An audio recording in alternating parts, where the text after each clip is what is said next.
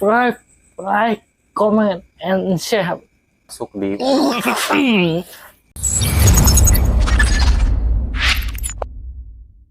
algoritma YouTube itu, dia yang penting mah isi, meskipun nggak begitu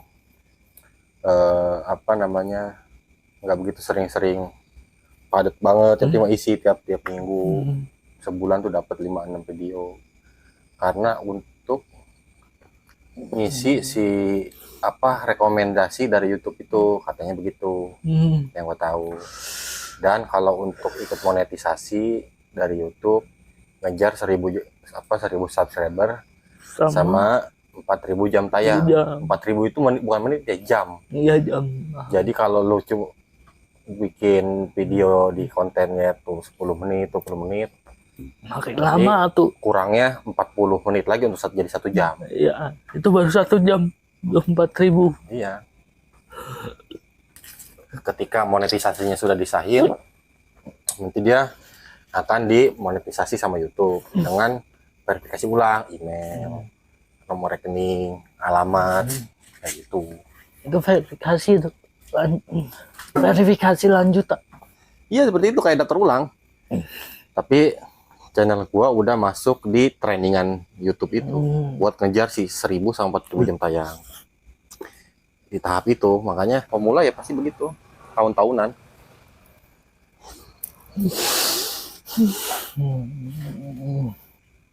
Terus gimana pendapat Jombi mengenai YouTube sekarang, Jo? YouTube Ya, sebegitu fenomenalnya ya. Kalau kita ulas balik ke belakang, 3-4 tahun sebelumnya, mana ada YouTube semewah ini. Jadi platform untuk nyari pembukaan lahan pekerjaannya, kalau gue bilang. Ya, makin gede ini makin masif.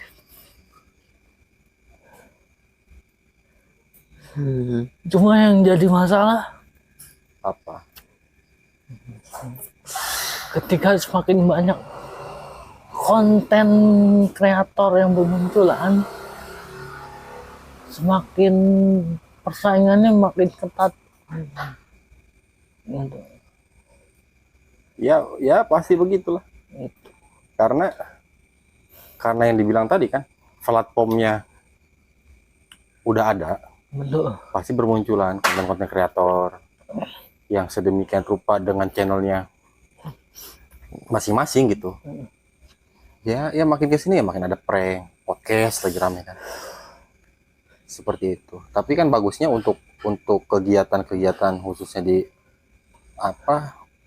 anak-anak muda ini, malah bisa ada keaktifan lain gitu, selain bekerja, usaha gitu.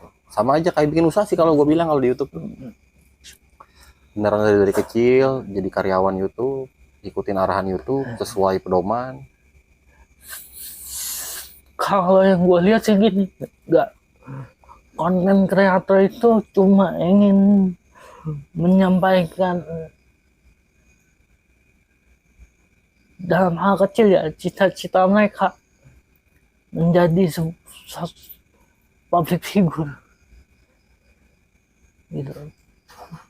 Mereka selama ini kan ngelihat dari kecil nih, nonton TV segala macam, ngelihat orang-orang masuk TV itu kayak gimana sih gitu. Ya. Ditonton segala macam. Nah, dengan adanya YouTube, mereka bisa membuat wadah sendiri tanpa harus mereka masuk TV dulu. Karena masuk TV sendiri juga kan susah. Kalau mereka nggak punya bakat, nggak punya basic keartisan, atau mungkin tidak punya bakat acting gitu kan. Sebenarnya itu media yang disalurkan, nah itu ke media. Ya mungkin rangkuman yang apa lu bilang tadi, kayak semacam kita orang-orang biasa ya bisa punya tempat tersalurkan lah ya, untuk berhobi yang dibilang tadi di media, khususnya di platform media YouTube. Salurkan. Terus kan untuk fenomena sekarang, justru artis pamornya yang sudah dalam tanda kutip sudah meredup di TV, dia akan lari ke YouTube, malah laku lagi loh. Contoh kecil Bayi Wong deh. benar. Kayak Bayi Wong deh. Heeh. Kalau oke lah, kalau Raffi Ahmad beda cerita lah ya. Dia masih aktif di dua platform itu. Ya. Betul. Kalau Bayi Wong kan sempat sebelum ramai di heboh dia udah punya channel segede itu sekarang, kayak sekarang. Dia kan turun. sempat nggak begitu amat tampil di TV, Betul. sinetron gitu-gitu kan. Dengan adanya YouTube bisa ngebalikin Nah, posisinya. posisi Malah sekarang TV ngikutin apa yang di Apa yang tren di di- YouTube. Iya dong. bahkan TV pun membeli, istilah kata bukan membeli, tapi menjiplak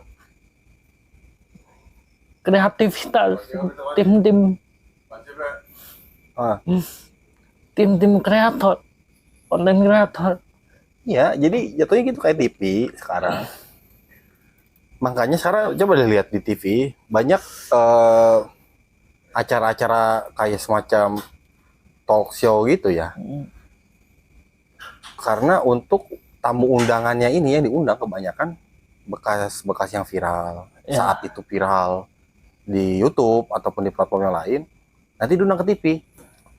Jadi bisa dibilang TV itu ngikutin apa yang rame gitu sekarang. Berita apa yang lagi rame, entah itu mau dimanapun, dia malah ikut untuk ikut di algoritma itu gitu, untuk ikut di keramaian itu. Kalau gue bilang sih, sepakat dong. Sepakat. Ya, makanya sekarang yang balik lagi ke benang merah tadi di YouTube tadi, sebetulnya sudah melebihi dari TV. Makanya kan ada istilah Betul. YouTube lebih dari TV ya itu. Makin kesini makin banyak orang-orang kayak kita bisa gitu untuk bermedia lewat YouTube yang kalau secara aturan kita ikuti akan menjadi hasil. Nggak sedikit anak-anak muda juga gitu yang masih sekolah, yang baru lulus belum punya pekerjaan, yang masih kuliah, punya channel yang udah berjalan sesuai aturan di YouTube. Ya itu ada AdSense-nya, ada penghargaannya lah di situ ya. Ada feedback. Iya. Satu lagi mungkin yang nggak bisa dilakukan TV, tapi bisa disalurkan di YouTube. Apa itu? TV mempunyai pengawasan yang diawasi oleh KPI. Oh iya. Dan di situ ada batasan tuh. Batasan yang dikeluarkan oleh KPI yang tidak bisa disajikan oleh TV. Iya memang. Tapi kalau di YouTube itu sekarang itu batasannya belum diatur sama KPI. Bahkan mungkin tidak bisa disentuh sama KPI gitu.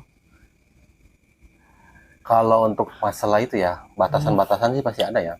Di TV ya ada. YouTube pun ada. YouTube Gitu kan. ada. Yang ada batasan-batasan karena kita di aturan pedoman itu pun ada misalkan kayak komentar-komentar yang tidak pantas, itu ada pilihannya. Betul. Jadi untuk komentar-komentar. Terus ini tontonan untuk kalangan umuran berapa tahunnya ada. Skala-skala di situ ada. Dan ada juga kan sekarang nggak boleh ngomong kotor gitu-gitu segala macam, udah mulai kayaknya sih kayak udah mulai dibuat deh. Karena saking banyaknya itu kan sekarang channel-channel baru banyak bermunculan. Tapi kayaknya kalau di YouTube masih belum Seketat di TV. karena pengawasan itu Iya, sensor segala macam. sensor kartun. Nah. Pernah dengar beritanya nggak yang kata si Suka Betul. disensor kan segitu. Nah, padahal apa yang mau dilihat dari si Suka gitu kan? Ya kalau menurut lo dari sisi perspektif dari lo, pantas nggak sih kalau kartun gitu loh, kartun disensor gitu? Mungkin kan pasti KPI juga ada tujuannya ya. Maksud dan tujuan tuh karena apa, mungkin menjaga apa. Tapi kalau menurut kita sendiri perspektif masing-masing ya, Pak. Bisa salah bisa benar. Kartun di sini film apa nih? Film Animasi, ya aja animasi gitu. Animasi ya. Kalau secara gue tuh dari kecil sudah ngeliat film animasi, bisa disebut gue wibu lah, penggemar animasi ya. Oh iya. Sekarang gini, di beberapa animasi itu memang menghadirkan adegan-adegan sadis. yang tidak Pantas. mungkin disaksikan oleh anak kecil. Itu kan, itu yang jadi patokan. Mungkin animasi itu tidak bisa ditayangkan di TV. Ya. Contoh animasi, beberapa animasi lah yang tadi yang tayang di TV, karena episode selanjutnya ada adegan yang apa, yang sadis atau adegan yang tidak pantas, akhirnya animasi itu nggak lanjut tayang gitu. Ya. Itu banyak tuh kejadian. Akhirnya sekarang itu jarang muncul animasi di TV. Kalau dulu kan banyak tuh, setiap hari Minggu pasti full tuh stasiun TV ada animasi. Kalau sekarang sudah jarang, karena makin kesini animasi yang berkembang itu sudah vulgar, artinya sudah banyak menampilkan adegan sadis, adegan porno aksi mungkin yang dinilai KPI tidak pantas dari sudut pandang KPI mungkin ya. Tapi kan dari sudut pandang penggemar mungkin itu punya sudut pandang yang berbeda gitu kan. Kalau itu cuma hiburan doang gitu kan. Itu cuma hiburan doang. Itu ya perbedaan TV sama YouTube gitu. Ya kalau untuk dari sisi itu ya, kalau dari gua pribadi sih sebetulnya lebih ke ini sih ya. Kalau sekarang anak-anak kecil sekarang dan anak-anak kecil zaman-zaman era kita dulu, tahun-tahun 90-an, itu tontonannya banyak di TV bermunculan. Betul. Karena kita belum punya platform seperti sekarang, media handphone. Anak kecil tuh kita tuh nggak bisa akses ke situ pada tahun-tahun segitu ya. Makanya yang dibilang lu tadi, full kalau hari-hari libur dari pagi tuh sampai siang pasti acara-acara animasi, kartun, RCTI gitu-gitu tuh menayangkan gitu, banyak-banyak kartun yang seru gitu. Beda dengan sekarang. Sekarang TV jarang begitu amat untuk fokus di animasi seperti kayak gitu, meskipun masih ada sekarang ya, beberapa stasiun TV masih menayangkan. Karena anak kecil sekarang bisa akses ke YouTube, bisa akses ke video, banyak aplikasi yang bisa mereka akses untuk lihat di handphone. Iya. Sepakat ya di situ ya. Kemajuan teknologi. Kemajuan teknologi emang kita nggak harus ngikutin. Anak kecil tuh udah bisa, udah nggak gaptek sekarang justru. Anak bayi tuh udah bisa, anak orang tuanya tuh udah bisa ngarahin ke situ gitu. Dan anaknya udah mengerti dengan hal yang semacam itu. Anak bayi pun udah bisa akses ke situ. Jika orang tuanya dikasih fasilitas untuk hal semacam itu. Kalau menurut gue sih itu ya, kalau untuk di masalah animasi tadi. Nah terus kalau masih di YouTube, melihat yang dibilang tadi, saking banyak yang sekarang channel-channel bermunculan, kita nih sebagai orang yang dalam tanda kutip belum begitu amat mengikuti, ataupun seperti halnya belum punya channel yang dimonetisasi, kita sebagai masyarakat awam lah dengan hal itu melihatnya sekarang seperti apa Jo? Apa kita mungkin contohnya, oh gue tertarik gitu untuk ikut ini karena ada adsense-nya, ada tujuannya, ada pedoman yang bisa diikutin, aturan YouTube. Ya dalam tanda kutip bisa dibilang kita jadi karyawan YouTube nantinya, dan ada duitnya juga di situ nanti. Nah itu gimana kalau menurut lo? Menurut pandangan gue sih, YouTube adalah alternatif media atau alternatif platform yang nggak bisa dilakukan oleh TV. Bahkan sekarang TV pun punya channel YouTube. Ya. Itu satu. Yang kedua, kemajuan teknologi mempengaruhi masyarakat itu lebih tertarik nonton YouTube. Kenapa disebut YouTube itu lebih dari TV? Karena konten-kontennya yang beragam dan masyarakat menentukan sendiri pilihan yang mau ditonton gitu. Ya. Beda sama TV. Kalau TV kan TV yang menyajikan, bukan permintaan dari masyarakat. Tapi kalau YouTube kan masyarakat bisa milih mau musik, mau video klip, mau podcast, mau segala macam tentang hiburan yang ada di situ, tentang pengetahuan pun ada di situ gitu kan. Nah, itu sih kalau untuk kegunaannya banyak ya. Banyak gitu. Karena banget. Yang gua tahu juga untuk di YouTube ini sama kayak Google, apa yang kita cari seperti tutorial, kita nggak bisa ngapa-ngapain. Misalnya ada barang tertentu yang kita mau gunakan tapi belum tahu caranya karena banyak apa ya? Lu pernah baca nggak sih katanya Indonesia ini minat bacanya itu rendah? Ya. Kita makanya dengan minat baca rendah, mungkin Google kan lebih ke baca ya. Akhirnya ada platform di YouTube ini yang bisa menginformasikan hal-hal semacam itu secara audio visual. Betul, lebih ke minat ke situ arahnya. Lebih ke nonton, oh kita langsung prakteknya. Misalkan lu punya barang apa yang belum lu bisa gunain, lu cari tutorialnya pasti dapat. Nah, gitu. Itu kebantu di situ kan. Kita belajar gitu, punya anak, punya adik gitu yang lagi mau kerjain apa, bisa nyari situ. Beda dengan halnya tahun-tahun kita waktu tahun-tahun kecil gitu, waktu era-era 90 80 itu kan susah gitu untuk akses tuh, kalau nggak ke orang tua ya kemana arahnya. Sebetulnya kelebihan YouTube tuh dari TV ya, ketika kita melihat tayangan, Iya. salah satu poin yang paling penting adalah kita bisa mereview ulang tayangan tersebut. Itu yang nggak bisa dilakukan sama TV. TV kalau udah tayang di jam segitu, kontennya misalnya konten masak, tayang jam 8, nggak bisa diulang gitu.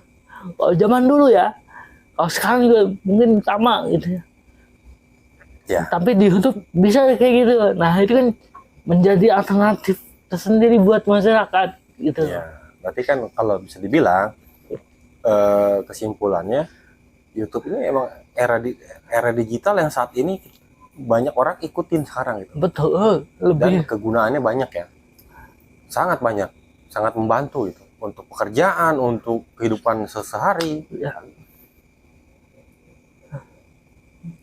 Berbagi pengalaman, mungkin informasi yang tidak diketahui oleh masyarakat, akhirnya masyarakat jadi tahu. Itu banyak di YouTube tuh, yang tadinya masyarakat tidak tahu A, sekarang tahu A ya. Yang tadinya tidak tahu B, sekarang tahu B. Di YouTube ada semua, dan itu tidak bisa disajikan oleh televisi mungkin ya. Itu konten-konten ya, itu salah satu kelebihan YouTube. Dan YouTube ini makin kesini menjadi lapangan pekerjaan ya. Itu jadi lapangan pekerjaan untuk kaum milenial tadi. Salah satunya. Ya, akhirnya malah suksesan di YouTube ketimbang di kehidupan aslinya gitu. Ataupun seperti kita lulus kerja, kuliah, lulus mencari kerja gitu ataupun usaha gitu. Sama dengan hal YouTube sekarang, udah kayak usaha jatuhnya. Betul. Ya, bisa dibilang kayak gitu. Lapangan pekerjaan baru.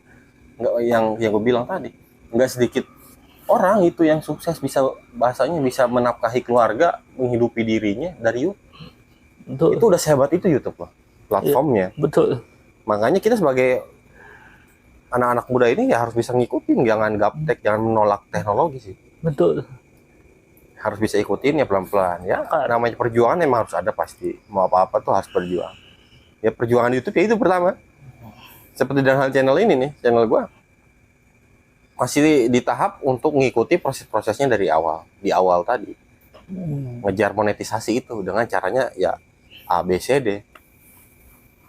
Aturan mainin dari YouTube.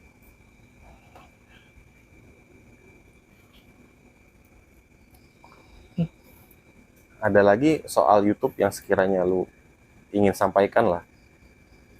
Apa yang lu lihat dengan fenomena YouTube ini? Kelebihannya banyak yang harus dibedah dan diulas.